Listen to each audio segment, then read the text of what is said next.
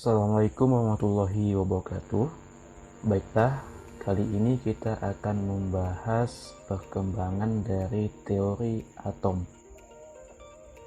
Nah, yang pertama, teori atom itu dikemukakan oleh Demokritus.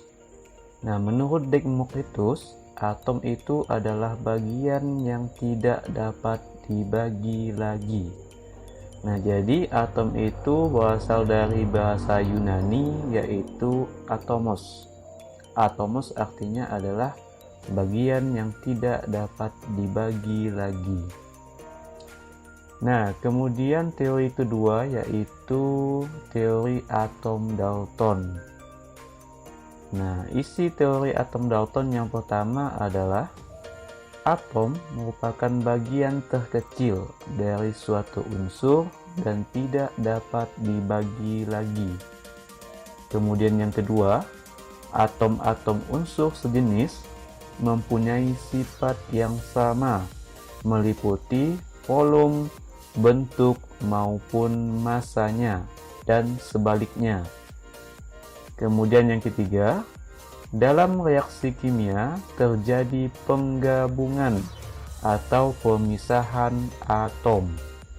Kemudian yang keempat, atom dapat bergabung dengan atom lain untuk membentuk suatu molekul dengan angka perbandingan bulat dan sederhana. Jadi dari gambar ini bisa kita lihat bahwa menurut Dalton, atom itu berbentuk bola pejal.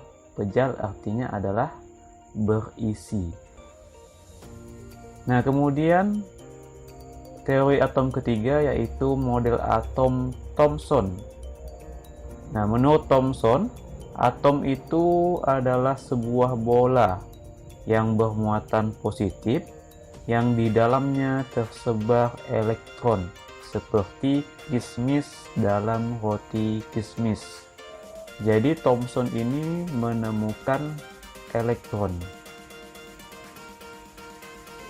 Nah, yang keempat adalah model atom Rutherford.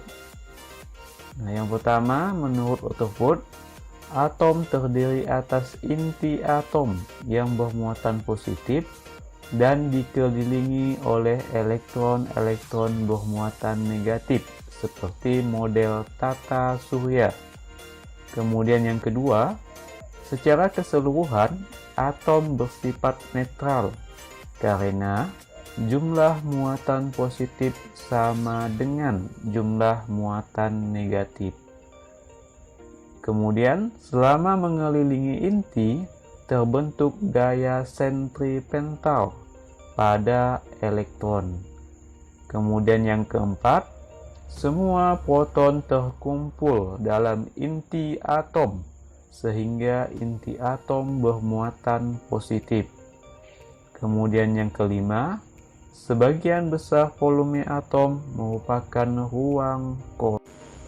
Kemudian selanjutnya adalah teori atom dari Bohr. Nah, menurut Bohr, elektron itu mengelilingi inti atom pada orbit tertentu atau lintasan tertentu. Kemudian yang kedua, selama elektron berada dalam lintasannya, energi elektron tetap sehingga tidak ada energi yang diserap dan dipancarkan.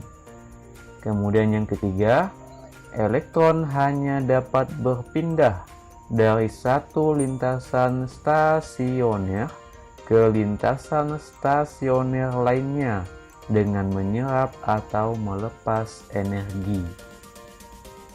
Kemudian yang keenam adalah model atom berdasarkan teori mekanika kuantum. Nah, untuk teori pertama dari teori mekanika kuantum adalah prinsip Heisenberg atau biasa disebut juga dengan prinsip ketidakpastian. Jadi menurut Heisenberg, elektron itu tidak dapat ditemukan secara pasti, tetapi hanya kebolehjadian. Kemudian yang kedua adalah dualisme de Broglie. Nah, menurut de Broglie, elektron itu dapat bersifat sebagai partikel Kemudian elektron itu juga bisa bersifat gelombang.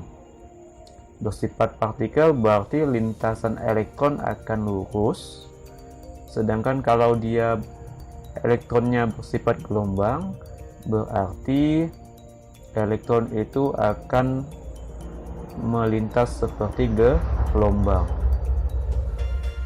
Kemudian yang ketiga adalah persamaan Schrödinger. Nah, Schrödinger ini nanti akan menemukan ada namanya bilangan kuantum, atau disebut juga dengan orbital lintasan elektron.